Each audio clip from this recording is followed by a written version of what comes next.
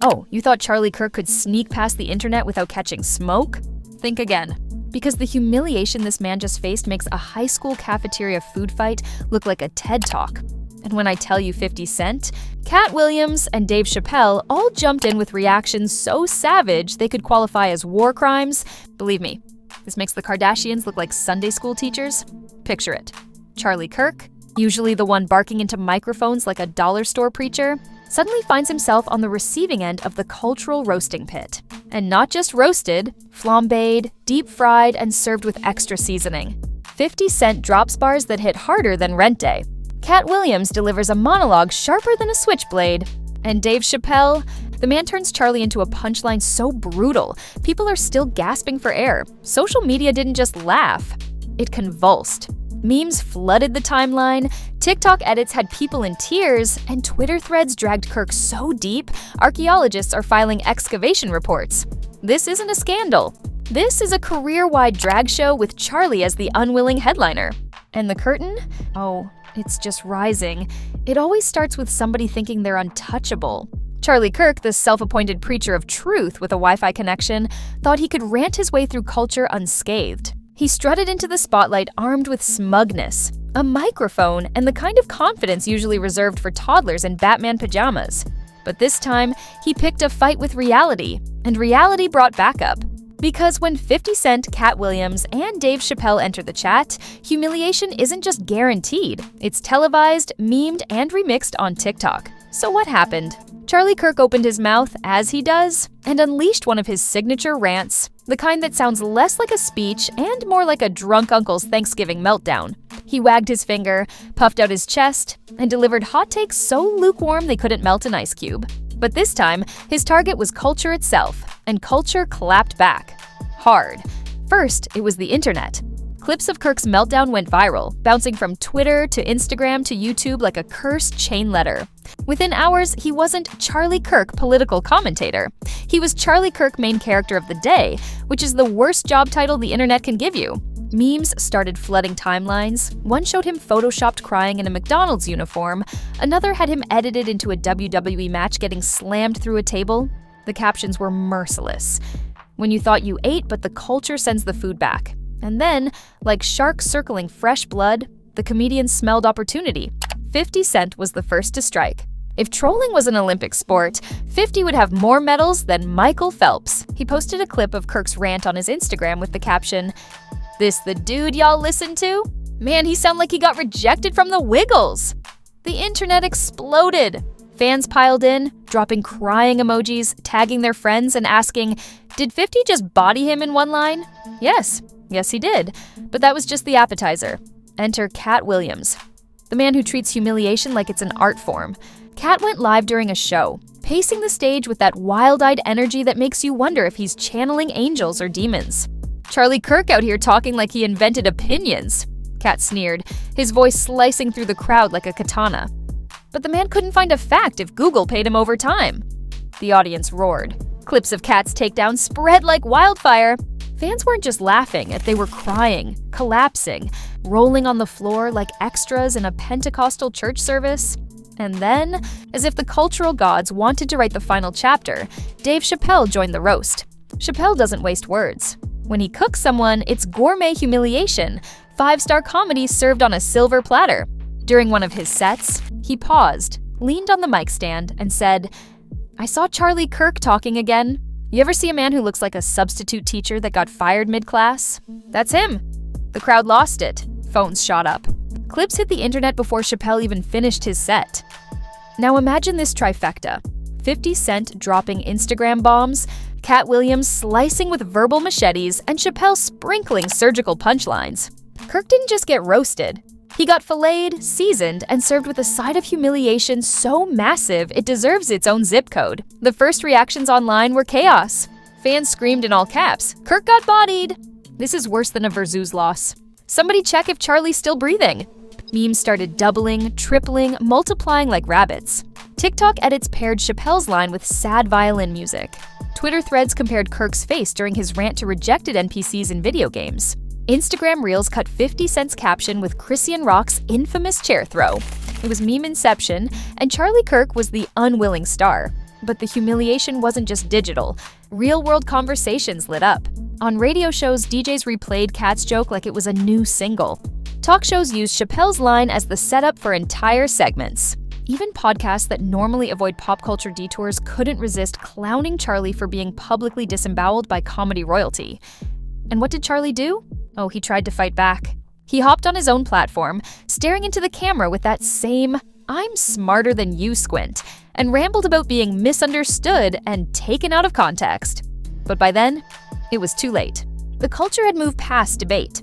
This wasn't about whether Charlie was right or wrong. This was about watching him get roasted so hard you could smell the smoke. The internet doesn't forgive, and it definitely doesn't forget. Once you're labeled the joke, you're cooked. And Charlie Kirk wasn't just the joke of the day, he was the joke of the week, maybe the month. People who had never heard his name before now only knew him as the man Katt Williams destroyed, the man Chappelle obliterated, the man 50 Cent turned into an Instagram punchline. And that's the cruel beauty of humiliation in the digital age. You can build a career, a platform, an audience. But one slip, one viral roast, one comedian's punchline, and suddenly your identity is rewritten forever. For Charlie Kirk, the rebranding was swift and merciless, from commentator to punchline, and the avalanche had only just started. Because if you think the internet stopped at laughing, you'd be wrong. They were about to dissect, exaggerate, and weaponize this humiliation until Charlie Kirk's name was permanently engraved in the Hall of Shame. The internet doesn't just roast someone once and move on. No, the internet is a vulture. It circles, it picks at the scraps, and then it builds entire theme parks out of your humiliation. And Charlie Kirk? He became the main attraction? After 50 Cent, Katt Williams, and Dave Chappelle dragged him into oblivion, the culture didn't stop at laughter. It escalated. It multiplied. It snowballed into something so massive, it turned into a full-scale digital demolition. Every platform had its own flavor of roast. On TikTok, creators started making parody videos dressed up like Charlie, furrowing their brows, pointing aggressively at whiteboards, yelling nonsense about culture collapse while eating Lunchables. The captions read, "Charlie Kirk explaining why his microwave hates him." These parodies racked up millions of views overnight. On Twitter, the meme economy went into overdrive. One viral thread stacked side-by-side pictures of Charlie and Steve from Blue's Clues, joking that he was the failed audition tape that Nickelodeon rejected. Another showed him photoshopped onto a Wheaties box with the tagline, "Breakfast of Crybabies." Hashtags like "BR Charlie Kirk Challenge" trended for days, where people filmed themselves doing exaggerated rants in his voice until they nearly passed out from laughing. Meanwhile, Instagram Reels were flooded with edits pairing Chappelle's substitute teacher line with slow zooms of Charlie's face. And every time a new edit hit 1 million views, another wave of humiliation washed over him. It was relentless. But here's where things got nastier. Celebrities outside the original trio started joining in. Snoop Dogg posted a meme of Charlie with the caption, "Who let this substitute coach on stage?" Kevin Hart joked on stage during one of his shows that even Charlie's barber refuses to take responsibility for him. Tiffany Haddish piled on too, laughing in a live stream. Charlie Kirk sounded like he doing open mic night at a gas station. It wasn't just comedians either. Rappers weighed in. Meek Mill tweeted, "Bro talking like he just found out Santa fake," while Ice Cube posted a single word under a clip of Kirk's rant, "Embarrassing." When Cube calls you embarrassing, you're done. And then 50 Cent doubled down. He started posting old photos of Charlie Kirk as a teenager, roasting his haircut, his suit, his awkward smile. "Man been corny his whole life," 50 wrote. The comments section turned into a feeding frenzy. Fans weren't just laughing at Charlie, they were rebranding his entire existence as a meme. Katt Williams wasn't finished either. In a follow-up interview, he leaned in and said, "You know what makes Charlie dangerous? Nothing. Absolutely nothing. The only thing he could assassinate is a spelling bee." The clip went viral instantly, with fans editing explosions behind him like it was an action movie. Katt turned Kirk into a punchline so sharp it cut twice. Chappelle stayed quiet after his first strike, but he didn't need to speak again. Fans carried his line like scripture. Substitute teacher energy became shorthand for Charlie. Every time he tried to post a new video, replies flooded with gifs of classroom scenes, chalkboards, and students throwing paper airplanes. His entire persona had been hijacked by Chappelle's one-liner. The escalation hit another level when late-night hosts joined the party. Jimmy Fallon did a sketch where he pretended to be Charlie ranting about why spoons are liberal propaganda. Stephen Colbert dragged him in a monologue saying, "Charlie Kirk says culture is collapsing," which is ironic, because so is his dignity. Even Saturday Night Live threw in a jab with a parody sketch titled, "Charlie Kirk Explains Everything Wrong with Water." The outrage machine was firing on all cylinders. Think pieces popped up everywhere. Rolling Stone ran a piece titled "Charlie Kirk, the Man, the Meme, the Meltdown." The Atlantic published "Why Kirk's Roast Matters: Comedy versus Politics in the Digital Age." Even BuzzFeed jumped in with a quiz. Which Charlie Kirk roast are you? By now, he wasn't just a commentator. He was a cultural punching bag turned entertainment product. And yet, Charlie couldn't resist clapping back. He uploaded new videos railing against comedians, calling them toxic and irresponsible. But instead of gaining sympathy, the internet laughed harder. His attempts at seriousness became new meme fuel. One clip where he said, "I am not a clown," instantly got paired with circus music and clown makeup filters. Within hours, TikTok had turned him into a full-blown meme character. Worse still, his fan base fractured. Even his supporters couldn't defend him without getting roasted. Every time someone tweeted in his defense, replies flooded with clown emojis and Chappelle gifs. His defenders were collateral damage in the humiliation war. The ripple effects kept spreading. College students started putting his quotes on protest signs, not to make a point, but to troll him. "Charlie Kirk thinks microwaves are woke" became a meme slogan at rallies. In high schools, kids mocked teachers by yelling "substitute teacher energy" whenever someone fumbled a lecture. It wasn't just internet culture anymore. It was real life. And the ugliest twist? Brands joined in. A fast food chain posted a billboard that read, "Unlike Charlie Kirk, our takes are always fresh." A clothing brand launched a limited edition Can't Escape the Roast hoodie with Kirk's face cartooned on fire. What should have been his low point turned into marketing gold for everyone else. But the escalation wasn't all laughs. Some critics accused the comedians of punching down, claiming they were humiliating a man instead of debating him. But the counterpoint was loud and clear. Kirk made himself the main character by stepping into the arena. And in the arena of comedy, once you're the joke, you don't get to control the punchlines. Through all this, Kirk's reputation disintegrated. His name stopped being associated with his political movement and started being shorthand for public failure. Journalists no longer introduced him as political activist, but as the man roasted by 50 Cent, Katt Williams, and Dave Chappelle. And still, the culture wasn't done. Fans demanded more. They begged 50 for another post. They tagged Katt in every meme. They spammed Chappelle's clips with requests to finish him. This wasn't just a scandal anymore. It was a multi-platform roast battle with millions of unpaid participants. The escalation was brutal, total, and unstoppable.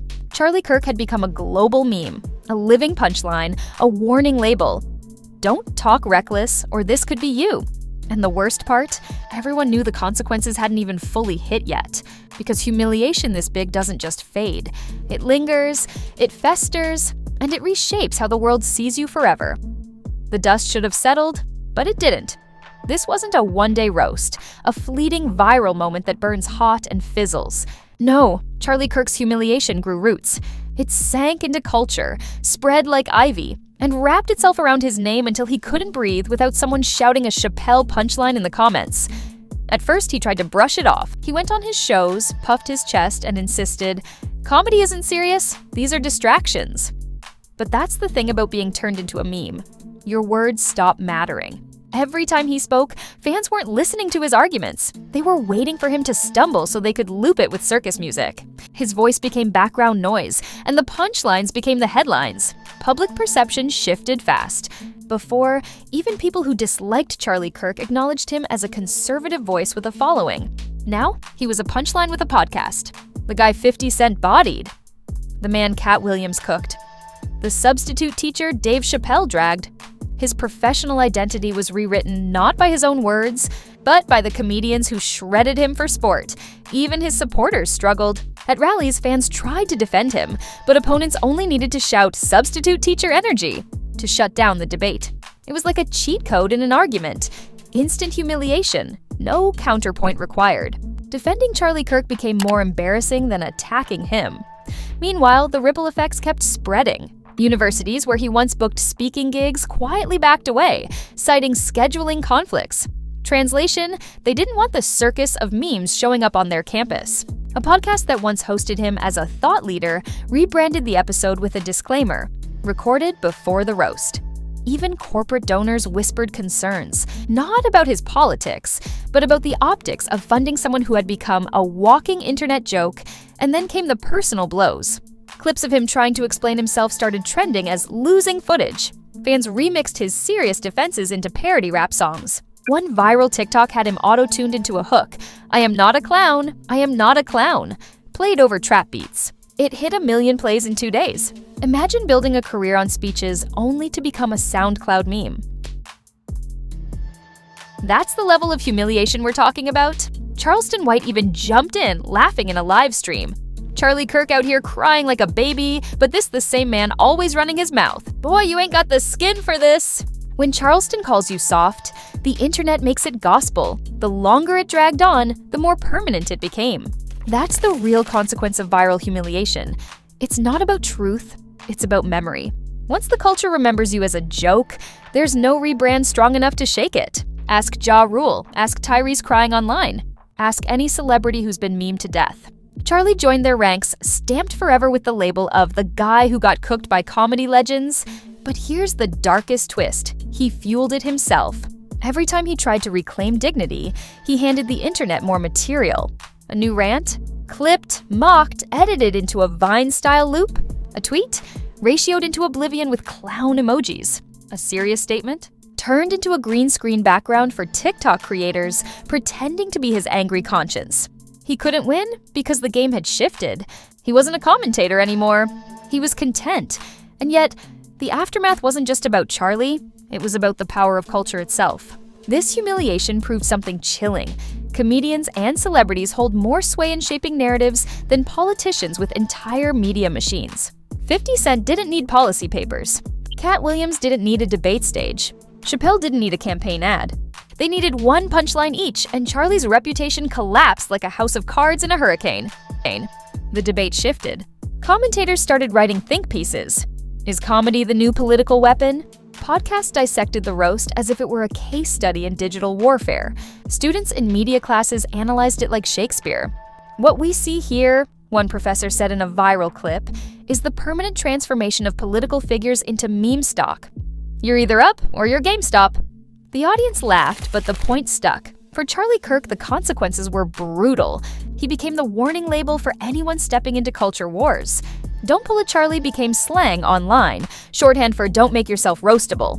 Politicians whispered it to staffers. Influencers used it as captions. Even high schoolers threw it around in classrooms when someone embarrassed themselves. Imagine your name being reduced to a punchline in places you'll never step foot in. That's real humiliation. And yet, the internet wasn't satisfied. Fans demanded sequels. They begged 50 Cent for another caption. They tagged Katt in memes asking for part 2. They shouted at Chappelle during shows, begging for another Charlie line. Even if the comedians moved on, the fans kept recycling, remixing, and reviving the roast, like it was a Netflix series with unlimited seasons. The aftermath was worse than the roast itself.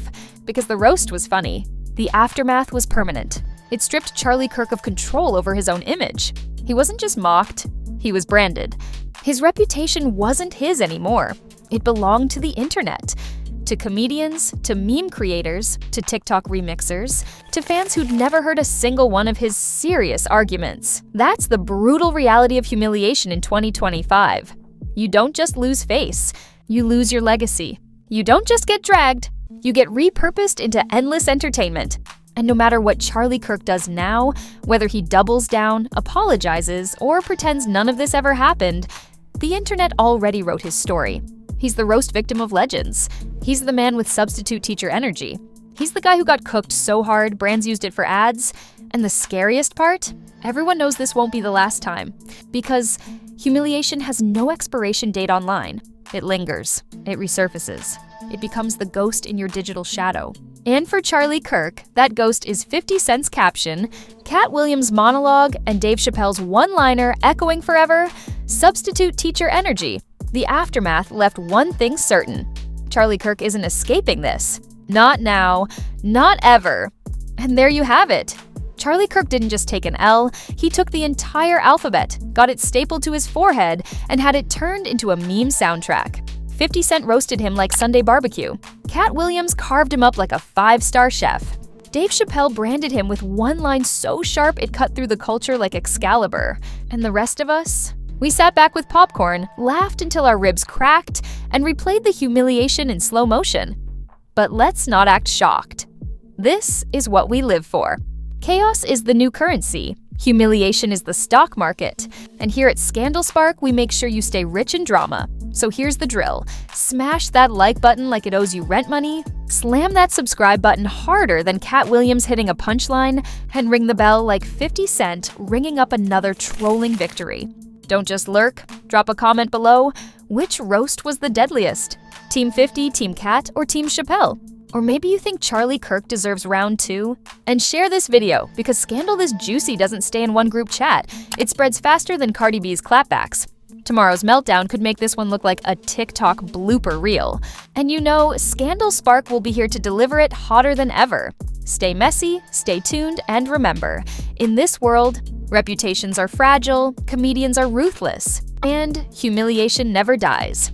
This is Scandal Spark, where the truth is optional, but the drama is mandatory. Drama is mandatory.